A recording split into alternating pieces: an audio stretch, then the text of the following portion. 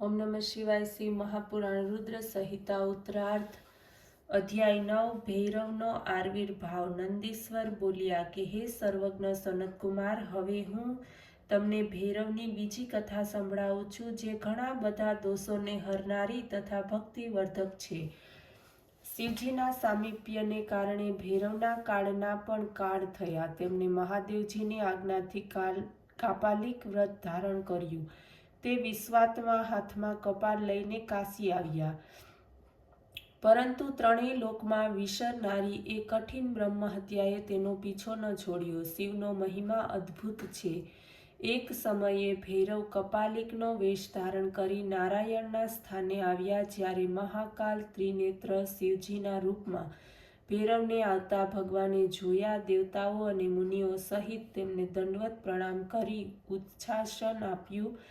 અંજલિબદ્ધ પદની સ્તુતિ કરી પછી તેમણે કમલાલયા લક્ષ્મીને કહ્યું, હે દેવી, આજે મેં તમને કહ્યું અને અમે ખરેખર ધન્ય છીએ, કારણ કે આજે આપણને જગત પિતા શિવનું દર્શન થયું છે. આજ તે પ્રભુ તેમજ ઈશ્વર છે જેને વિધાતાએ ધારણ કરી રાખ્યા છે.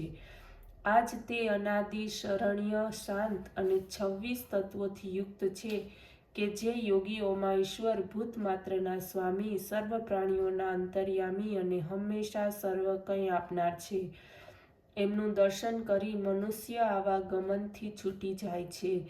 તે ચંદ્રશેખર ત્રયંબક ભગવાન શિવ આજે પધાર્યા છે. એમને કહીને વિષ્ણુ પ્રસન્ન થયા અને શિવજીને કહેવા લાગ્યા, હે વિભો, હે દેવ, આપ શાના માટે ભ્રમણ કરો છો? હે ત્રિલોચન, હે મહામનિ, આ આપની ક્રીડા કેવી રીતે થઈ? હે ભગવાન, આપ ભિક્ષા શા માટે માંગો છો? મને સંશય છે કે આપ તો ત્રૈલોક્યનું રાજ્ય કરનાર છો. ત્યારે વિષ્ણુએ આ પ્રમાણે કહ્યું. ત્યારે ભૈરવે હસીને વિષ્ણુને પોતાની સર્વ કથા સંભળાવી. તેમણે કહ્યું, મેં પોતાની આંગળીઓના નખના અગ્રભાગથી બ્રહ્માનું મસ્તક કાપી નાખ્યું. એ પાપના શમન માટે આ શુભ વ્રતનું અનુષ્ઠાન કરું છું. આ સાંભળીને વિષ્ણુ બોલ્યા, હે ભૈરવ, આપ તો સમસ્ત વિઘ્નહર્તા છો, તેથી ઈચ્છા પ્રમાણે ક્રીડા કરો છો. વિષ્ણુએ જ્યારે આ પ્રમાણે કહ્યું ત્યારે નિર્મલ લક્ષ્મીએ મનોરથી નામની વિદ્યાને એમના પાત્રમાં છોડી દીધી. ભૈરવ રૂપધારી મહાદેવ પ્રસન્ન થઈને ભિક્ષાટનને માટે બીજી તરફ ચાલ્યા. ત્યારે એમની પાછળ બ્રહ્મ હત્યાને જતી જોઈને વિષ્ણુએ તેમને બોલાવી પ્રાર્થનાપૂર્વક કહ્યું કે તું શિવનો પીછો છોડી દે. બ્રહ્મ હત્યા બોલી, હું તો આ નિમિત્તે શિવની સેવા કરું છું.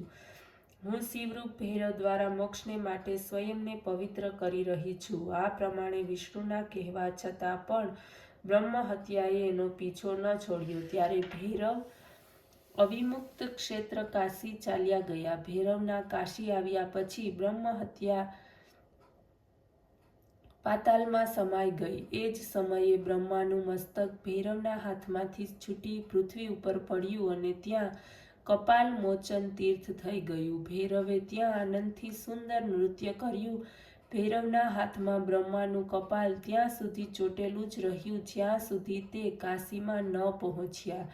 આ જ કારણથી કાશી સદા સેવનીય બન્યું. જે મનુષ્ય કપાલ મોચનનું સ્મરણ કરે છે એના જ આ જન્મના તેમજ બીજા જન્મના પાપો નાશ પામે છે. આ તીર્થમાં જઈને સવિધિ પિંડદાન દેવાથી તેમજ દેવ પિતૃતર્પણ કરવાથી મનુષ્ય બ્રહ્મ હત્યાના પાપથી છૂટી જાય છે.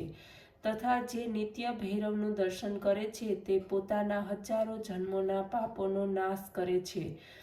જે મનુષ્ય કાશીમાં રહીને કલ્યાણાષ્ટમીના દિવસે અથવા મંગળવારના દિવસે કાલરાજનું દર્શન નથી કરતો એના પુણ્ય ક્ષીણ થાય છે. જો કોઈ બંધનમાં પડ્યો હોય તો તે આ કથાને સાંભળી બંધનમાંથી મુક્તિ તેમજ કષ્ટમાંથી મુક્તિ પ્રાપ્ત કરે છે.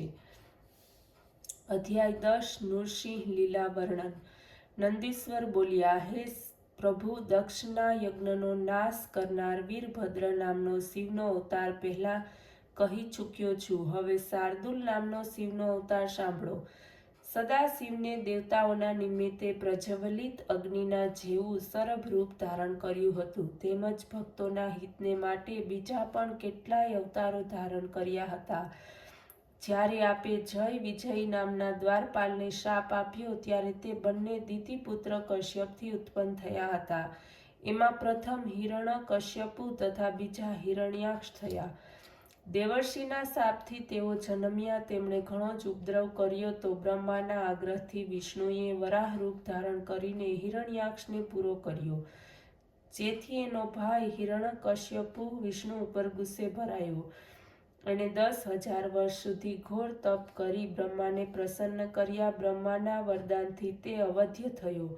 પછી પોતાના ક્ષોણિત નામના નગરમાં જઈને ત્રણેય લોકને વશ કરી રાજ્ય કરવા લાગ્યો. તે ઋષિઓ તથા દેવતાઓને કષ્ટ આપવા લાગ્યો. ધર્મનો લોપ કરનારો તેમજ બ્રાહ્મણોનો પીડક તે પાપી બન્યો.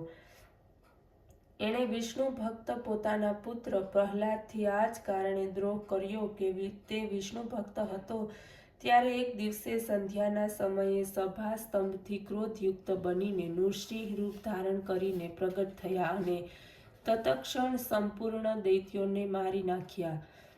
જો કે હિરણ્યકશ્યપુએ તેની સાથે કઠિન યુદ્ધ કર્યું તો દેવતાઓના જોતજોતામાં પરમેશ્વર નૃસિંહે તેને બારણા પાસેથી ખેંચી ઘોડામાં નાખીને પોતાના નખોથી એના શરીરને તરત જ ચીરી નાખ્યું.